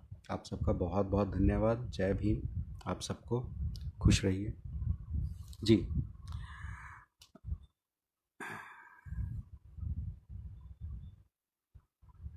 हाँ जी, देवी दयाल सर, आपने बिल्कुल सही कहा। बिना गंतव्य स्थान जो डेस्टिनेशन है उसको निश्चित किए बिना जो है रास्ते पर चलने का कोई औचित्य नहीं है। बहुत बहुत महत्वपूर्ण है, बेहद महत्वपूर्ण बात है ये। मूवमेंट में हो सकता है कि कोई भी व्यक्ति जो है अपनी जान दे दे। वो कभी कभी ऐसा भी होता है कि उसकी एक बेसिक इंस्टिंक्ट होती है कि वो जान दे सकता है, ठीक है, जान दे सकता है। और कभी ईगो में भी इंसान जान देता है। लेकिन बहुजनों के लिए जो समझने वाली चीज़ है, प्लीज़ आप मेरी बात को नोट कर लीजिए यहाँ पे। मेरे लिए ये महत्वपूर्ण कम है कि आप मरे कैसे, आपने शहीदी कैसे वो करी। मेरे लिए महत्वपूर्ण ये है कि आप जिए कैसे। जब आप जिंदा थे तब आपने क्या जाति पाति का पालन किया? क्या आपने, ये सबसे महत्वपूर्ण है कि मैं इस बात को मैं कम अहमियत देता हूँ, बहुत देता हूँ, कि आपने शहीदी कैसे हासिल वो की। लेकिन सबसे ज़्यादा महत्वपूर्ण ये है कि आप जिए कैसे। I am more interested in knowing how you lived your life. So क्योंकि इतिहास वहाँ पे है। डेथ इज़ एन इंसिडेंट और whatever, that's a final destination. ठीक है। तो वो जो है वो इस बात के ऊपर निर्धारित होता है कि आप कहाँ से संचालित हो रहे हो। बंदा सिंह बहादुर जहाँ से संचालित हो रहे थे, तो वहाँ पे वो एक ऐसे सिस्टम को लेके आना चाह रहे थे जो कुदरत की वैल्यूज़ के साथ ड्रीवन होता है। लड़ तो फिर यहाँ पे लाला लाजपत राय भी रहे थे, लड़ तो यहाँ पे और भी बहुत सारे लोग रहे थे, लेकिन वो अपनी सत्ता के लिए लड़ रहे थे ताकि यहाँ पे वो खुद राज कर पाएं और उनसे भी, अंग्रेज़ों से भी अधिक बर्बर हो जाएं। तो हो सकता है उस टाइम पीरियड में कोई व्यक्ति जो है लड़ रहा है, वो आपको लगे जैसे आज मौजूदा जो निजाम है इसके खिलाफ जो लड़ रहे हैं लोग, जो लिख रहे हैं, जो इतना उग्र होकर के बात कर रहे होंगे, हो सकता है कि आपको वो बहुत भा जाएं। लेकिन फाइनली वो संचालित कहाँ से, वो जी कैसे रहे हैं? हो सकता है कल को कोई शहीदी प्राप्त कर ले, लेकिन वो फाइनली वो जीते कैसे हैं, we should be more interested in that. और जो जिया कैसे है वो वही जान पाएगा। जैसे देवी दयाल सर ने अभी कहा है कि जब तक आपको अपनी डेस्टिनेशन क्लियर नहीं है, आप, क्योंकि मंजिल संचालित करती है ना भाई आपको, तो आप इधर उधर होते नहीं है, टिल्ट नहीं होते, क्योंकि आपको वो एक पैरामीटर, एक वो होता है, एक जैसे होता नहीं है कि जंगल में जब आप खो जाते हैं तो आप अपना वो निशान लगाते रहते हैं कि मेरे को एक डायरेक्शन में जाना है। तो उस डायरेक्शन, तो जब आप संचालित हो रहे होते हो तो फिर आप वहाँ से ट्रिगर होते हो, आपसे वहाँ से ड्राइव होते हो। तो this is very important what you have said Devi Dayal sir. And it's very important कि किसी ने शहीदी कैसे ली है वो एक विषय है, लेकिन उससे महत्वपूर्ण ये है कि वो इंसान जब जिंदा था तो अपना जीवन उसने कैसे जिया, कौन से वैल्यू सिस्टम्स को उसने फॉलो किया। वो क्या कुदरत के नियम थे या फिर उसकी अपनी लालसा से निकले थे, अपनी ईगो से निकले थे, या अपनी उसको लगता था कि अपने लालच से निकले थे उनके। जी। अ, फ़ाकिर भाई साहब, आपका बहुत बहुत एहसानमंद हूँ कि आपने मुझे वक्त दिया। और इसमें मतलब मुझे लगता है कि फ़िलहाल के मेरे सामने जो है कोई क्वेश्चन जो हैं वो नहीं है। और ठीक है, तो हमने पहले जो पहले की जो बातचीत है उसमें, जो पिछला वीडियो है जो बंद हो गया था, उसमें हमने काफ़ी सारी बात कर ली है। और आइंदा जब अगर कुछ क्वेश्चंस आपके पास आते हैं तो मुझे अच्छा लगेगा आपके साथ दोबारा आना और अपने बहुजन दोस्तों के साथ फिर से रूबरू होना। आपका बहुत बहुत धन्यवाद, आप सबका बहुत बहुत शुक्रिया, बहुत बहुत धन्यवाद। अ, आदमी ईगो से भी जान देता है, सही है, बिल्कुल, हाँ जी। संचालित कहाँ से हो रहे हैं और जी कैसे रहे हैं, ये बहुत महत्वपूर्ण है। जी विकासानंद जी, बिल्कुल। शुक्रिया प्रतिमा कुमारी पासवान जी आपका। तो फाइनली आई थिंक जय भीम आप सबको। और मूवमेंट में बने रहिए, आने वाली पीढ़ी के लिए बहुत ज़रूरी है।